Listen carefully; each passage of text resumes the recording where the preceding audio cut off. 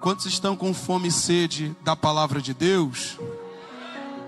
Abre comigo então na carta aos Hebreus, capítulo 12. Vocês que estão nos assistindo em casa, graça e paz.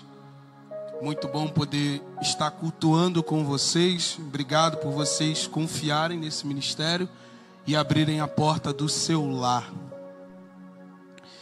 Vamos ler do verso 5 até o verso 11. O Senhor colocou esse texto no meu coração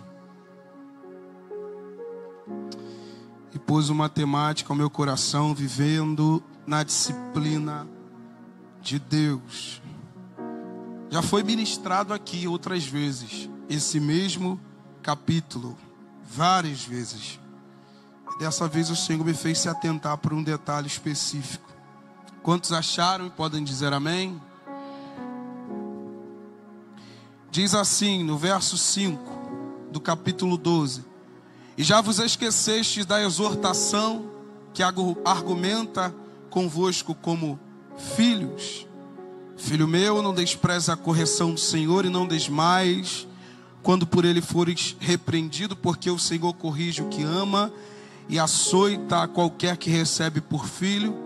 Se suportais a correção, Deus vos trata como filhos. Porque que filho há a quem o pai não corrija? Repita comigo: que filho há a quem o pai não corrija? Mas se estáis sem disciplina, da qual todos são feitos participantes, sois então bastardos e não filhos. Além do que tivemos nossos pais, segundo a carne, para nos corrigirem, e nós os reverenciamos, não nos sujeitaremos muito mais ao Pai dos Espíritos para vivermos? Porque aqueles, na verdade, por um pouco de tempo, nos corrigiam como lhes bem parecia, mas este para nosso proveito, para sermos participantes da sua santidade.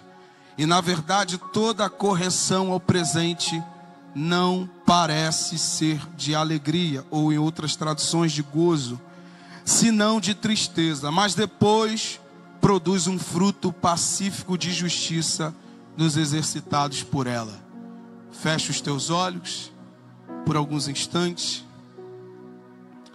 Pai, a tua palavra foi lida mais uma vez, e que a tua palavra possa cumprir o propósito em que o Senhor a colocou no coração do portador. Ó Deus, que a tua palavra encontre aqui uma terra fértil em nossos corações. Deus, que o Senhor tome a glória para si e a honra de tudo que está sendo feito nesse lugar. Que possamos literalmente desaparecer, como no Antigo Testamento os sacerdotes sumiam na fumaça, e o teu nome possa prevalecer essa noite mais uma vez. Não permita que Satanás roube a palavra semeada em nossos corações, mas que o Senhor o repreenda para a glória do teu nome, e todos digam amém. Graças a Deus. Pode aumentar um pouquinho meu microfone?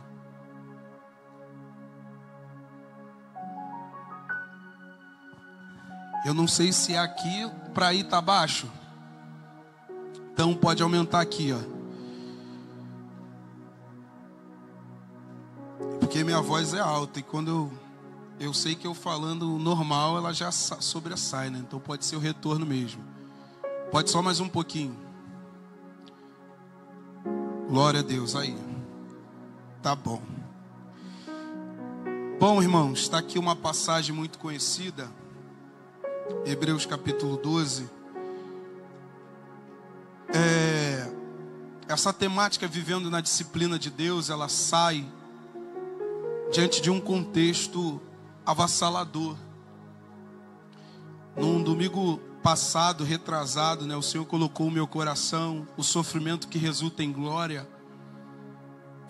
E aqui, mais uma vez, falando de sofrimento, só que numa perspectiva de Deus, de como Deus trata seus filhos através da sua disciplina. Às vezes a gente passa por questões na vida E a gente às vezes não compreende que a maneira como Deus lida com a gente pode nos trazer dores e tristeza. E diante desse texto o Senhor começou a falar ao meu coração. Mas deixa eu rapidamente falar do contexto antes de chegar aqui no versículo 5. Se a gente for parar para ver, como por exemplo o capítulo 11, o autor dos Hebreus vai falar a respeito dos heróis da fé. Ele vai falar como que os cristãos prevaleceram diante de questões avassaladoras através da fé. Ele encerra o capítulo 11 deixando claro que muitos irmãos, por terem essa fé, sofreram bastante apedrejamentos, açoites, prisões. E ele fala algo interessante, que uns, tendo a oportunidade de serem livres do sofrimento, optaram em não fugir. Talvez se você, eu, nós aqui, tivéssemos a oportunidade de se livrar do sofrimento, escolheremos se livrar. Mas esses homens, que o próprio autor aos Hebreus diz que a terra não é digna de que eles estejam nela, por tamanha santidade, ele vai dizer que esses homens escolheram não serem livres, porque eles acreditavam numa redenção melhor. Redenção essa que tem a finalidade da herdade da salvação, do reino de Cristo Jesus, daquilo que está por vir, após o cumprimento da palavra do Senhor. Então eles, por conta dessa tamanha ressurreição, vão escolher passar pelo que passou. E ele encerra diante desse contexto. E quando ele inicia o capítulo 12, ele fala de uma grande nuvem. Há quem diga que a grande nuvem está relacionada aos seres angelicais, mas há quem diga que essa nuvem está contextualizada nos heróis da fé. Porque quando ele diz uma grande nuvem de testemunhas, ele está falando daqueles que testemunharam a fé que tiveram diante de situações difíceis. E por isso ele inicia falando para que nós tivéssemos noção do quanto nossos irmãos também passaram por grandes questões de sofrimentos. Você está aqui? Amém? Então ele diz a respeito disso. E diante dessa nuvem de testemunhas, como as testemunhas dos martírios, os irmãos que derramaram seu sangue, ele fala: portanto, cuidem, porque uma grande nuvem de testemunhas está ao nosso redor. Sempre vão haver testemunhas da fé, oculares. E com isso, ele se vê no direito de explicar para nós alguns cuidados. Ele fala para fugir do embaraço, ele fala para fugir do pecado, ele fala para olhar para Cristo, que é o autor e consumador da fé. Ele deixa contextualizado que esse mesmo Cristo, que é o nosso autor e consumador da fé, por uma alegria ou um gozo que lhe estava proposto, suportou a cruz. Antes dele entrar aqui no versículo 5, ele encerra lá o versículo 3 e 4 falando de Cristo, que por uma alegria que lhe estava proposta, ou seja, após o Calvário, ele suportou a cruz, desconsiderando a afronta dos opositores. Aí ele entra aqui nessa temática que o Senhor colocou no meu coração, vivendo na disciplina de Deus, porque talvez alguém olhe para o que está sofrendo no Evangelho e diga: Deus não tem coragem de me permitir passar por isso. Deus não teria coragem de, por tamanho amor à minha vida, me permitir passar pelo que eu passo. Deus não teria coragem de, sabendo quem eu sou, seu filho, me permitir passar por isso. Aí então o autor aos Hebreus inicia dizendo: filho meu, não desprezes a correção do Senhor, e não desmaies quando por ele fores advertido. Talvez você não esteja entendendo o que ele está dizendo aqui, mas ele está levando em consideração as tribulações e sofrimento dos nossos irmãos. E o autor está nas entrelinhas nos explicando, diácono Bruno, que Deus nos disciplina através do sofrimento.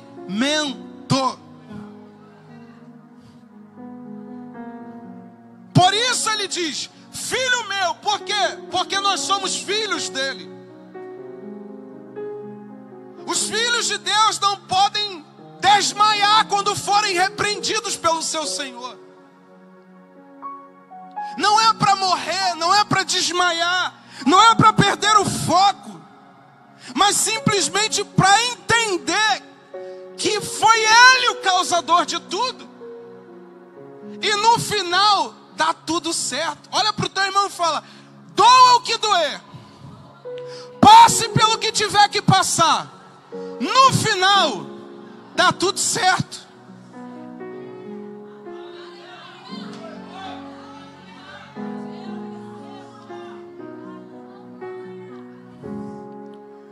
Vivendo na disciplina, uma das formas de Deus nos disciplinar, Jefferson, aleluia, é nos permitir passar por esse cenário de disciplina, de correção. Em algumas traduções, a correção aqui, ela vem da paideia, que significa educar. Está lembrando uma forma de um professor educando o seu aluno, ou de um pai educando o seu próprio filho. Em umas circunstâncias, correção fala de educar, e em outras circunstâncias, a correção fala de açoite. Por isso ele diz: não despreze a correção do Senhor, pois uma das formas dele nos corrigir é permitir literalmente que nós passemos por isso. Provações, adversidades, turbulências da vida, levando em consideração os nossos irmãos. Deus disciplinou os nossos irmãos lá atrás para testificar a fé que eles tinham. E de uma certa forma, avaliar a fé, avaliar a perspectiva no Evangelho, avaliar o amor que os nossos irmãos tiveram. E da mesma forma Ele também nos avalia. E desprezar aqui é menosprezar, não menospreze. Porque toda disciplina nós vamos conhecer aqui, todo sofrimento, não é para somente nos trazer dor para a morte, mas é para nos encorajar, é para nos fazer crescer, era para nos levar a uma situação de melhoria. Amém? E ele repete aqui as mesmas falas de Provérbios, capítulo 3, versículo 12, onde ele diz: filho meu, não rejeites a correção do Senhor, nem te enojes da sua repreensão, porque o Senhor repreende aquele a quem ama, assim como o pai é o filho a quem quer bem. Olha só o que o pensador vai dizer. A forma como um pai corrige um filho. O pai corrige um filho por amor, e o pai corrige o filho porque deseja que o filho esteja bem. Você pode talvez se lembrar aí, eu não sei as características dos pais desse século, mas pelo menos eu posso falar do que eu vivi. Toda a correção que eu passei foi para o meu bem. Toda a disciplina que eu sofri em casa foi para o meu bem. Alguns vão falar de cenários até avassaladores. Não acredito que um pai ou uma mãe faça isso com um filho. Fez, e olha em quem eu me tornei. Olha aonde eu cheguei. Olha a maturidade que eu tive. Olha o conhecimento que eu tive. Olha a minha experiência. Olha a minha maturidade. Você está aqui? Então ele fala para levarmos essa consideração. E ele pega um exemplo maior de Hebreus capítulo 12, no mesmo capítulo, no verso 2, quando ele diz: olhando para Jesus, autor e consumador da fé, o qual pela alegria, como eu disse, que estava proposta, suportou a cruz. Ele sabia que estava passando por algo avassalador, mas ele tinha na consciência: vai valer a pena todo sofrimento.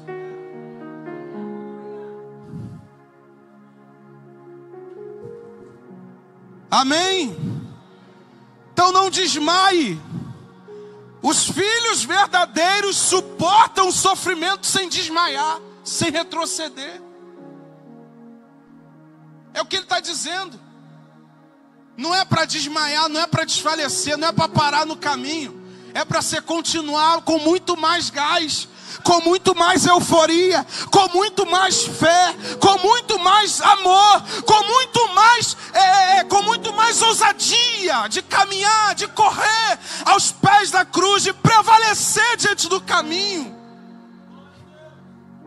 Não desfaleça, não desmaie. Aí ele vai falar de um outro ensinamento aqui da disciplina, que é a correção, ou educação, ou açoite.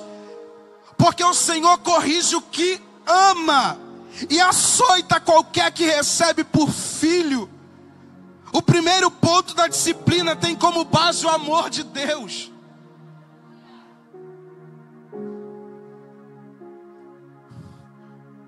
Não sou pai, mas já fui filho.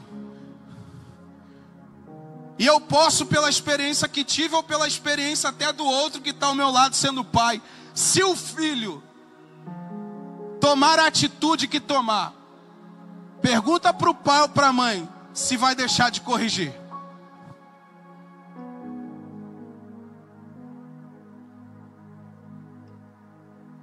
E quando corrige o filho ou a filha, no final diz assim, ó: papai ama você, mamãe ama você.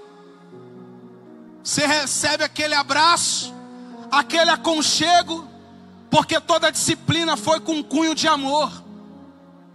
Toda correção vem com base o amor. Por amor Deus nos corrige. Por amor Deus nos disciplina. E parece que ler esse texto é uma contrariedade a alguns ensinos bíblicos do século.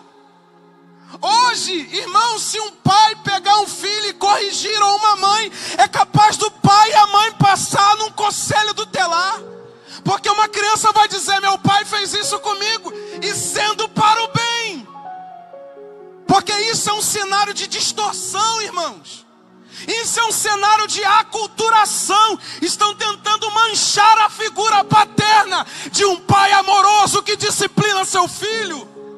Eu não preciso ser pai para saber disso. Eu preciso conhecer o pai que tenho. Veja, se a mesma figura paterna desse século não está afrontando a paternidade de Deus. Agora Deus não pode mais de vez em quando pegar um chinelo mais forte como o Kenner. Não pode. Mas e o Filho de Deus? E as marcas? Que Isaías disse: Deus se agradou em ver o Filho padecendo. As mãos de Deus. E Deus se agradou em moê-lo. Nem o Filho de Deus fugiu da disciplina. Nem o Filho de Deus fugiu do ardor do sofrimento. Imagine nós, Jadir. Diácono Jadir, perdão. Você imagina nós, irmãos. Você imagina a gente, o que Deus não pode fazer por amor? Ah, Deus por amor pode fazer muita coisa. Tem como base o amor. Você está sofrendo, você está padecendo. Sinta-se privilegiado por um Deus amoroso. Quantas vezes em casa chorando, derramando lágrimas, ou na igreja. Quantas vezes passando por cenários avassaladores da vida, e orando e falando para ele em silêncio. No final, tá tudo bem, é só o amor dele em ação. Tá tudo bem, ele me ama. E Deus me amar não é me deixar do jeito que eu quero.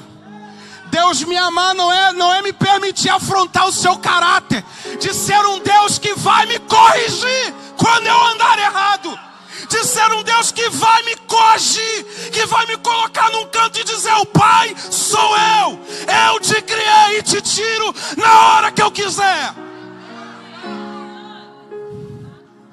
Deus ainda é Pai. Olha para o teu irmão e fala: Deus é Pai.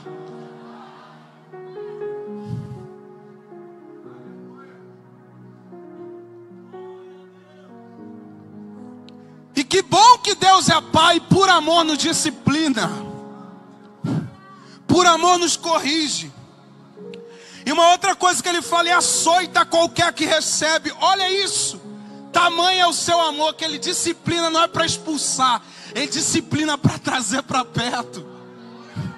E açoitar aqui, irmãos, é literalmente chicotear. Só tem uma forma de vez em quando de trazer um filho para casa novamente: açoitando. Eu já fui filho, minha mãe está aqui hoje, levanta a mão, mãe. As colheres de pau foi culpa dela. É, irmão, tá aí, ó. Mas olha onde eu tô, arrumadinho. Tá rindo? Quando o filho não ouve de uma forma, o pai pega um outro tipo de instrumento. É, Bruno, o Iago já deu trabalho, né, Júlia? Cadê eles? Estão escondidinhos por aí, né? Quando não ouve o chinelo mais flexível, tem que pegar o mais forte. Assim é com a gente, irmão. Ele vai deixando, e ó, feliz. Eu não queria, cara, mas tu tá indo para a direita. Eu queria que você fosse para a esquerda. Você tá indo para a esquerda, eu queria que você fosse para a direita. Mas eu sei como te levar no lugar. Se você for perguntar, Jonas chegou aonde Deus queria ou não chegou? Aonde ele foi parar? Dentro do ventre. Jonas compara o ventre de uma baleia como um inferno. Imagina como é que deve ser ficar 3 dias dentro de uma baleia, tudo gosmento, espremendo você nas entranhas de um bicho. E ele orou no ventre da baleia. Olha onde Deus levou esse homem. Levou esse homem a orar diante de uma situação desconfortável para o bem de Jonas. Para que Jonas não fugisse do chamado, para que Jonas não fosse um covarde. Eu te levo, vai ser uma medida trágica, mas você vai chegar aonde eu quero que você seja. Eu sou teu pai. Deus é pai.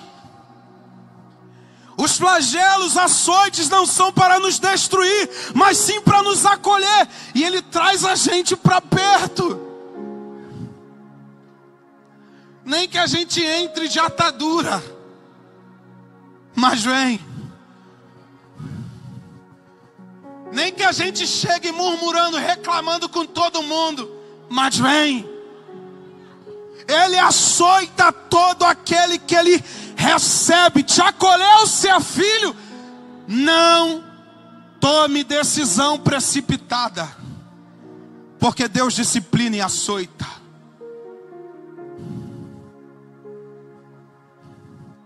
Amém? Você lembra de Jó?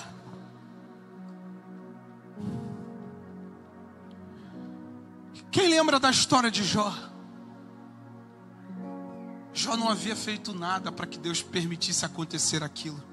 Mas no final a gente vai entender o que resultou de tamanho sofrimento. Deus permitiu que Jó fosse submetido a tamanho sofrimento, para no final ouvir de sua boca: eu te vejo.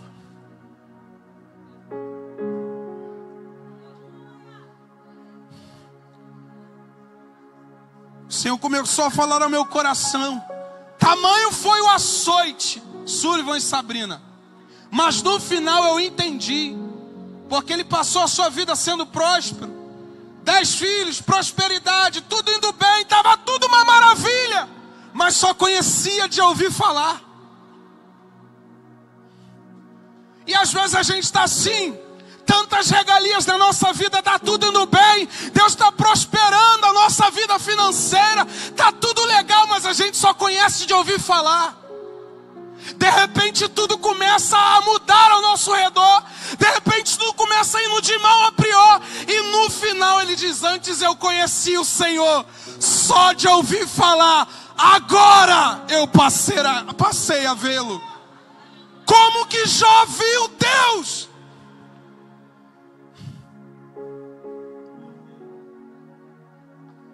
E se aí reclamando e Deus querendo te receber, e se aí reclamando e Deus querendo que você esteja mais perto dele, você não quer ver Deus? Deus tem suas medidas disciplinadoras para fazer um filho passar do nível de ouvir falar, para enxergá-lo da forma como ele é.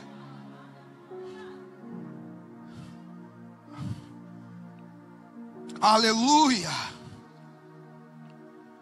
Meu Pai do céu. Aí ele diz: se suportais a correção, Deus vos trata como filhos. Eu fui a fundo e existe uma tradução original desse verso que é para a disciplina que sofreis, Deus vos trata como filhos. Pois qual é o filho a quem o pai não corrija? Olha só, é para a disciplina que sofreis, ou seja, o sofrimento é só uma correção. E só sofre para ser corrigido. Deus os trata como filhos.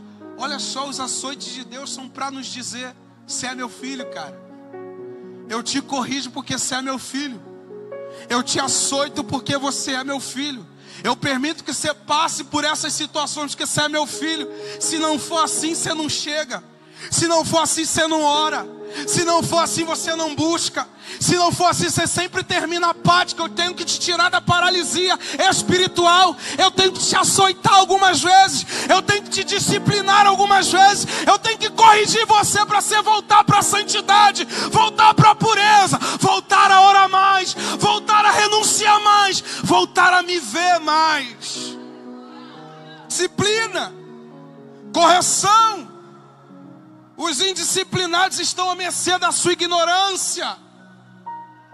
Aí você pergunta: por que Deus não faz isso com fulano? Está aqui. Será que é filho? Se for filho, Deus corrige. O texto dá respaldo para afirmar isso. Deus corrige o filho que ama, que recebe. E é isso que ele vai tratar, trazendo a figura de um pai e de um filho. Mas se estáis sem disciplina, no verso 8, da qual todos se têm tornado participantes, sois então bastardos. Como é que era um bastardo? O bastardo era o filho ilegítimo. Porque o filho legítimo, Luísa, ele tinha direitos de possuir a herdade do pai. Então o filho legítimo, ele poderia participar da herança do pai. Quando ele diz que aquele que anda sem disciplina é bastardo, ele está falando que aquele que anda sem disciplina não tem direito à herança. Porque só tem direito à herança quem é filho, disciplinado, repreendido, açoitado algumas vezes. O filho indisciplinado não é um filho do nosso Deus. Porque filho do nosso Deus passa pela disciplina, repreensão. Por isso ele diz: se anda sem disciplina, é bastardo. Cuidado. Não aconteceu nada comigo. Aí eu temo e falo com alguns irmãos, eu temo porque isso aqui nos faz arremeter a Romanos capítulo 1, diaconisa Débora. Romanos capítulo 1 vai dizer que os homens trocaram a glória de Deus pela sua própria glória, adorando a imagem de homem. Aquilo ali pode aquilo ali pode tanto falar sobre uma imagem constituída materialmente falando, como também um ídolo para si, ou um ídolo de si mesmo, do seu próprio ego. Eles trocaram a glória de Deus e começaram a viver ao seu bel prazer. E aqui mora o perigo, quando alguém afirma que está com Deus é ter uma vida prazerosa, e nem sempre é assim. É desfrutar de todo tipo de prazer, e tá tudo bem, você pode fazer isso querendo, mas com Deus não é assim. Romanos capítulo 1 diz que Deus entregou, Deus abandonou esses homens à sorte do seu próprio bel prazer. Enquanto Deus está nos corrigindo e açoitando, está tudo bem. Mas se a vara não pegar você, tome cuidado. Deus não tem você como filho.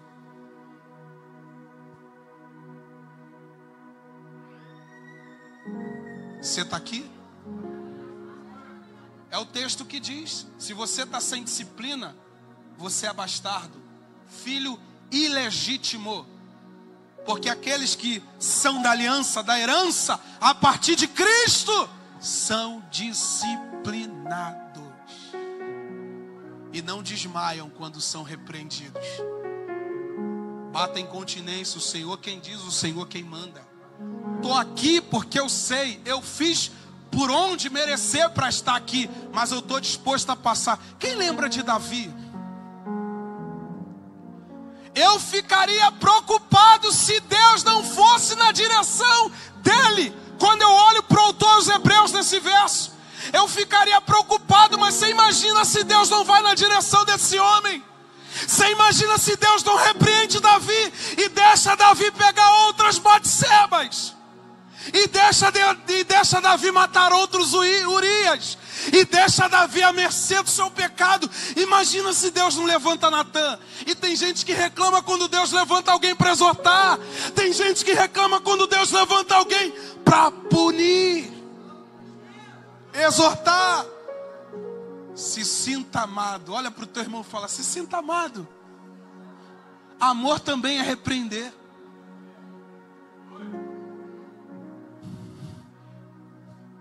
Quando Davi se viu longe, não da coroa, não dos bens que ele tinha, não do seu reinado bonito, presbítero Fábio e Igor. Quando ele se viu longe do que caiu sobre a cabeça dele na casa do seu pai, aí ele escreve o Salmo 51: não me lances fora. Ele vai para o lugar mais baixo da humilhação, dizendo: eu reconheço o meu pecado e aceito ser repreendido, mas não tira a unção que foi me dada na casa do meu pai. Quando eu estava esquecido, o Senhor me chamou. Onde está Davi? Tem mais algum filho de Jessé aqui? Tem um que está lá nas ovelhas malhadas. Chama ele.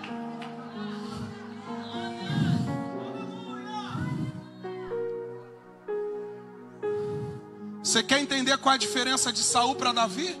Olha para esse perfil e perceba se quando o profeta exortou Davi, ele fugiu, ele inventou uma história. Não, muito pelo contrário, ele bateu no peito e disse: eu errei, eu fiz, mas qual vai ser agora o resultado?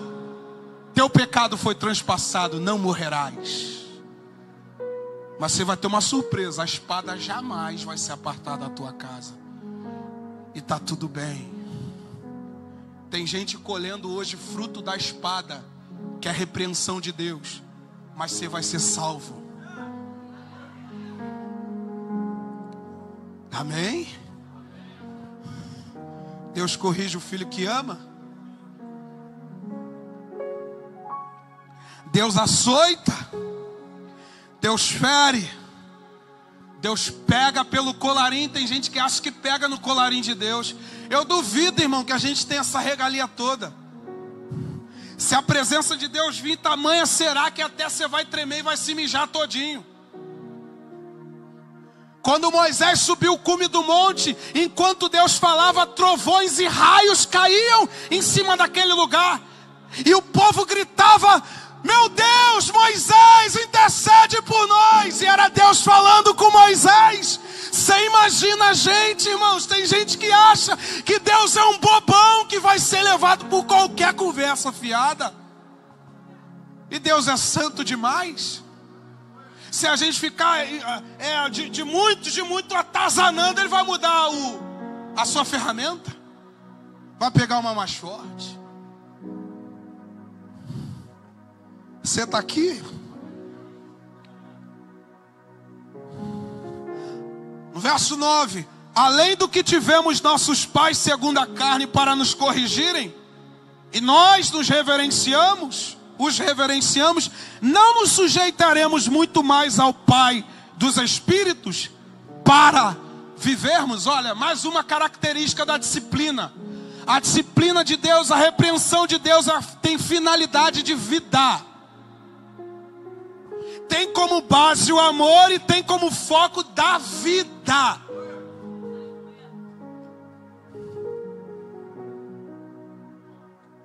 Provérbios, eu até anotei, Provérbios 10:17 diz: o caminho para a vida é daquele que guarda a correção, mas o que abandona a repreensão erra. Você está sendo repreendido, você está aceitando o caminho de vida. Só encontra a vida quem assume a repreensão de Deus, quem consegue ser confrontado com o seu pecado e dizer: o Senhor está certo, eu é que preciso tomar vergonha e mudar meu perfil de vida. Agora, se Deus te entregar ao seu bel prazer, tema que você esteja enquadrado em Romanos 1.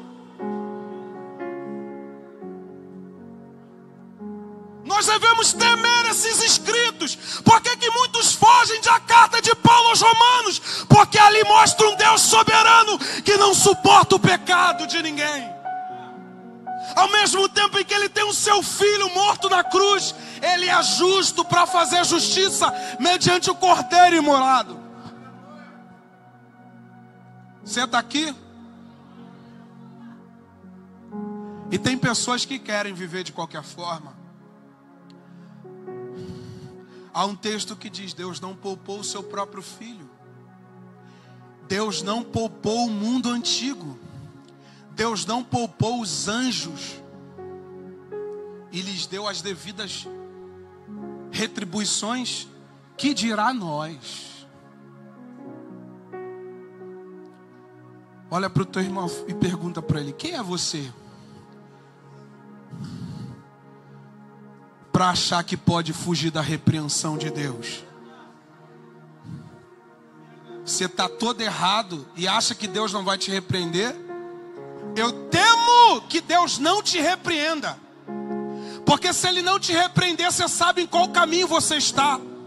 Mas se Ele pegar você pelo colarinho e te repreender, Ele te tem como filho.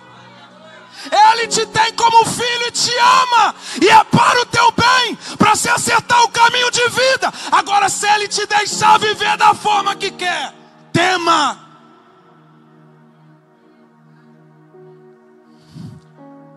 Eu temeria. Olhar para a soberania de Deus me traz temor, porque Jesus foi justo demais para morrer no meu lugar. Foi um sangue puro como de um cordeiro imaculado. Não foi de bode, não foi de nenhum outro animal. Foi o sangue de um justo por um injusto. Para quê? Para eu viver da forma que eu quero? Deus vai me colocar no quartinho da disciplina, e eu tenho que dar glórias a Deus. O quartinho da disciplina, a porta fecha para uma grande se abrir no reino de Deus. No quartinho da disciplina, as dores vêm. No quartinho da disciplina se ouve aquele grito: por que logo comigo? Porque a minha família passa por isso. É o quarto da disciplina. Nesse quarto da disciplina nasce um verdadeiro adorador. Nesse quarto da disciplina nasce alguém segundo o coração de Deus. Nesse quarto da disciplina, são onde as melhores canções nascem, Jonathan. Você está pegando aí, meu irmão, minha irmã? No quartinho da disciplina é onde Deus nos faz lembrar do seu amor. Aí eu olho para um homem dentro de uma caverna gelada, com suas mãos e pés presas a um tronco, e do seu lado tinha um outro homem também. E enquanto eles estavam presos na disciplina do amor de Deus, participantes das aflições por amor a Jesus, entendendo que Deus colocou eles ali para o bem deles, um vai olhar e vai orar, e o outro vai cantar, entendendo que vale a pena passar pelo que passar, para depois lá na frente dizer: você passou por naufrágio? Eu muitas vezes. Você passou por isso, eu muitas vezes. Você enfrentou luto, eu também enfrentei. Você passou por dores, eu também passei. Parece que a gente combinou alguma coisa aqui. Olha pelo que a Sabrina passou.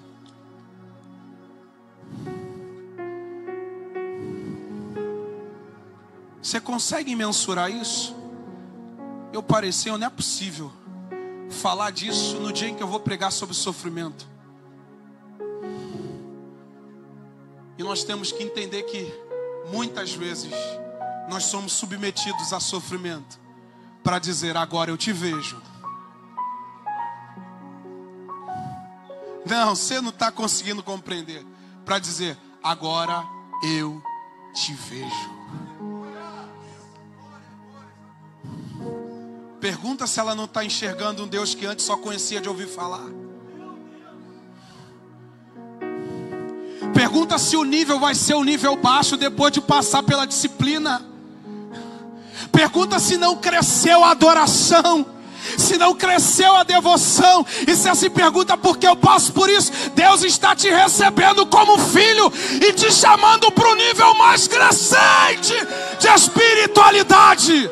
Você vai ter muita dor, vai ter muito sofrimento, vai ter muita luta, mas você vai ver o grande adorador que você vai se tornar. Obrigado, pastor Ivani. Aleluia. Glorificado seja o nosso Deus. Como que você vai poder chegar no céu sem marcas nenhuma?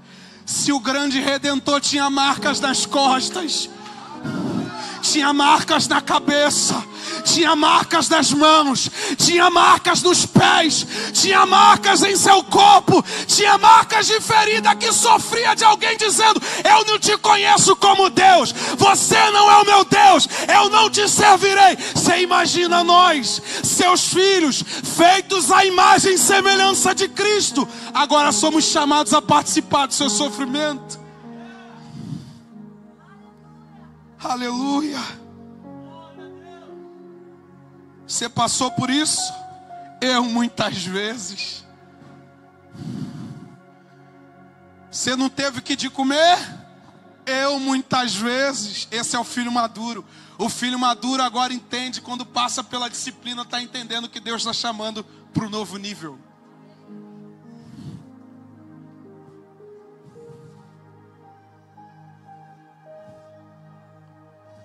É essa daí mesmo, Luquinhas. Meu Pai do céu. No lugar da glória. É fácil, irmãos, a gente querer estar nesse lugar de glória de qualquer forma. É fácil entrar a hora que quer, fazer o que quer. Agora não, com Deus vale a pena e tem custo para estar num ambiente como esse. Tem que aguentar o fogo queimando. Tem que aguentar a ofensa. Lembra de Cristo? Suportou a ofensa, porque ele tinha uma alegria maior que lhe estava proposta. Jesus estava olhando para a redenção assim como os filhos, sofrendo, passando pelo que passa, mas olhando para o sofrimento e dizendo: eu terei um lugar melhor, eu alcançarei um lugar melhor. Verso 10: pois aqueles por pouco tempo nos corrigiram, como bem lhes parecia, mas esse para o nosso proveito mais uma vez. Por que que ele disse, pois aqueles por pouco tempo? Ele está falando dos pais terrenos, nos corrigiam como bem lhes parecia. Ele está dizendo que um pai corrige o seu filho de forma natural, como bem lhe parece. Ou seja, nem sempre o pai natural corrige o seu filho para o bem do seu filho, porque o homem natural ele falha, o homem carnal ele falha, mas Deus não. Mas este para proveito nosso, para sermos participantes da sua santidade. O pai terreno às vezes vai passar da dose. O pai terreno às vezes vai corrigir da forma que não é para corrigir. O pai terreno às vezes vai machucar e vai ferir a rocha. mas o Pai Celestial dá na medida da sua justiça. É isso que ele está dizendo. E ele coloca aqui o primeiro ponto para o nosso proveito. E proveito aqui é vantagem, é para a nossa vantagem, Daniel. É para a nossa vantagem, Josué. Olha o bigode de autoridade, meu Pai do céu. Um dia eu vou ter um bigodão assim. Mas é para o nosso proveito. E o segundo ponto, para sermos participantes da sua santidade. Sabe o que ele está dizendo aqui? Uma das principais funções da disciplina que nos é dada mediante as tribulações e sofrimentos é a purificação. Aleluia. A disciplina serve para nos purificar. O sofrimento nos coloca no tamanho certinho, pastor Ivani. O sofrimento faz a gente chegar arrumadinho. Aí você lembra de Jesus falando da porta? Que a porta é tão estreita quanto o caminho.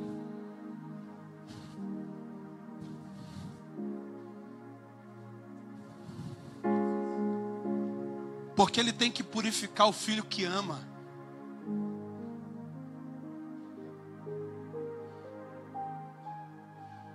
Ele tem que nos purificar. Ele tem que nos limpar. Ele tem que remover as escórias que às vezes se criam na nossa vida. Por isso que o filho é submetido a um aquecimento, a uma fornalha acesa de sofrimento. Porque assim as escórias que representam os excessos da vida começam a cair. E cai. Os excessos da vaidade humana caem. Os excessos da luxúria do mundo caem. Os excessos de uma vida totalmente desgovernada caem. Aquele excesso que te leva a ser um filho ilegítimo nas suas atitudes cai. Você passa a ser um homem, uma mulher dosado. Ele está disciplinando para purificar. Porque a santidade é um símbolo de purificação. E um outro ponto, a santidade nos leva a não só ausência de pecado. Porque alguns acham que ser santo é só viver livre, ausente do pecado. E não é somente isso que a santidade causa. Tem algo que é muito mais profundo do que isso. Nos leva aos atributos morais do caráter de Deus. Deus não só quer te ver livre do pecado. Deus quer ver o caráter dele em você. Que o problema com o pecado ele já venceu.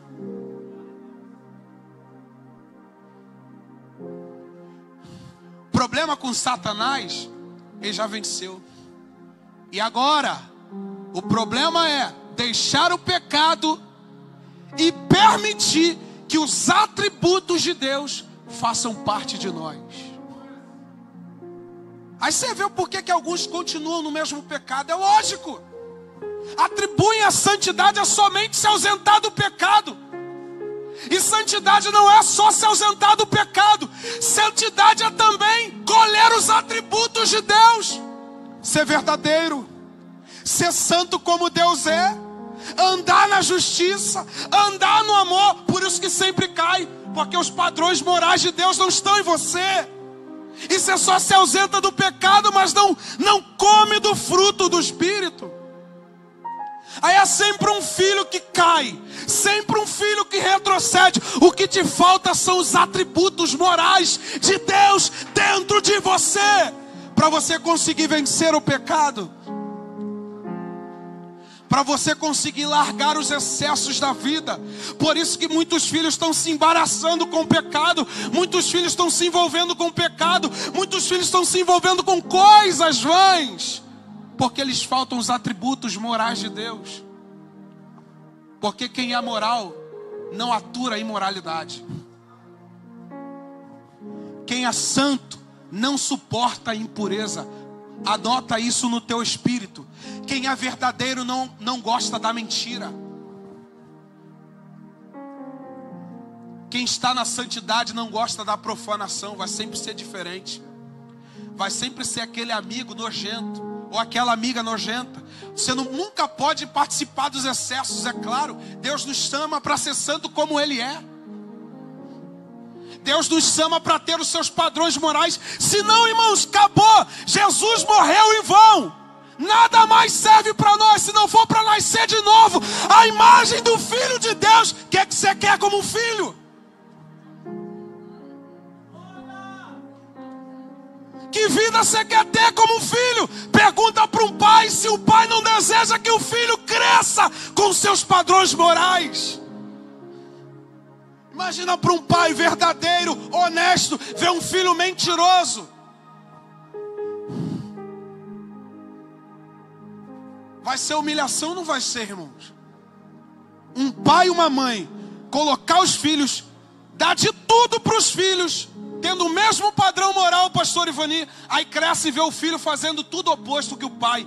Nossa, cara, teu pai nunca foi assim, tua mãe nunca foi assim. Você imagina Deus olhando para nós, meu filho já foi. Pagou o que vocês não poderiam pagar. Levem em consideração o sangue dele. Não só fujam do pecado, mas corra para os meus atributos. Santidade ao Senhor. Conhecereis a verdade, e a verdade vos libertará. E eu encerro aqui. Pode deixar esse fundo mesmo, a sua glória. Na verdade, nenhuma correção parece no momento ser motivo. Ele aqui vai para o último ponto da disciplina. A disciplina não nos tem como primeira instância um ar de alegria. Ele está combatendo aqui a falsa doutrina, pastor Ivani, que visa uma vida prazerosa. Quando ele fala que nenhuma correção parece ser de alegria no momento em que ela vem, em que você está ali sofrendo a disciplina, ele está combatendo aquela doutrina errada. Vem para Jesus, tudo vai mudar, vai tudo ficar bem, você não vai sofrer. Você não vai passar por nada, o luto nem vai bater na sua casa. Isso é uma doutrina falsa. Porque diante de Deus a disciplina não tem gosto no começo de alegria, mas de tristeza.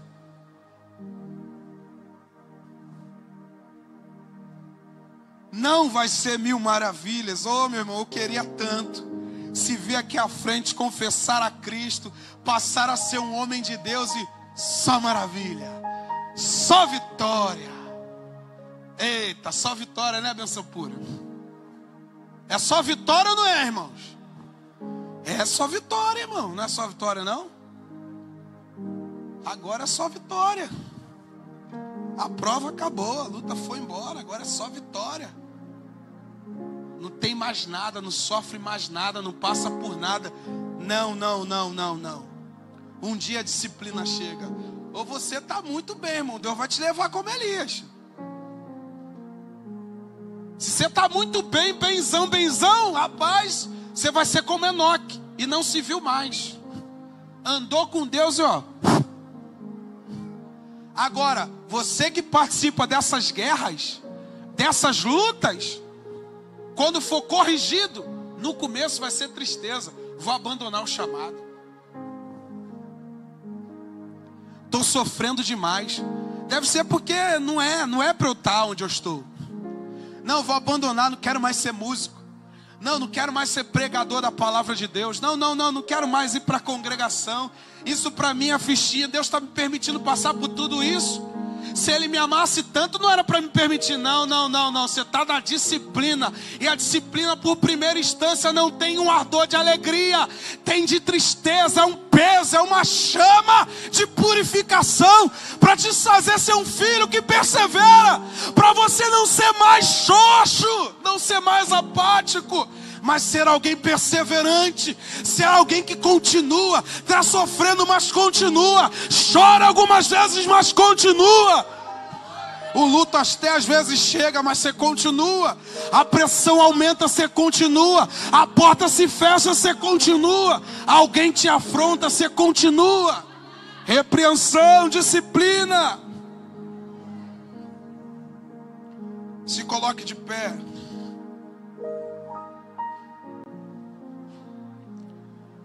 E alguns até pensam, Daniel, Deus me abandonou. Deus me esqueceu. Eu e Deus, ó.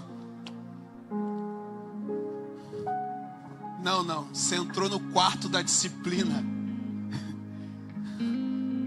Deus está querendo esse adorador que está guardado aí nesse porão que há muito tempo não adora a Ele pelo que Ele é.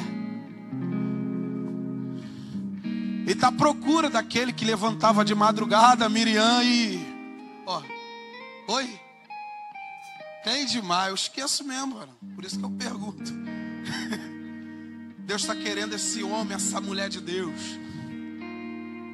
que suporta a tormenta, só para ser alguém melhor na presença de Deus. Talvez você entrou aqui, ó. Eu vou largar, vou abandonar. Talvez você que está nos ouvindo em casa, você está assim, vou desistir.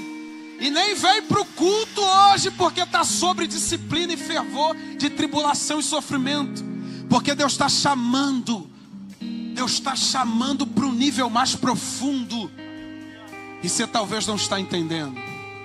E Deus está te querendo num ambiente de glória. Por que eu falei para o Luquinhas continuar? Porque essa canção é nesse lugar que Deus nos quer. Se para carregar, olha só, irmão. Se para carregar tua glória eu preciso estar coberto de quê? De sangue. Eu duvido você cantar isso entendendo, irmão.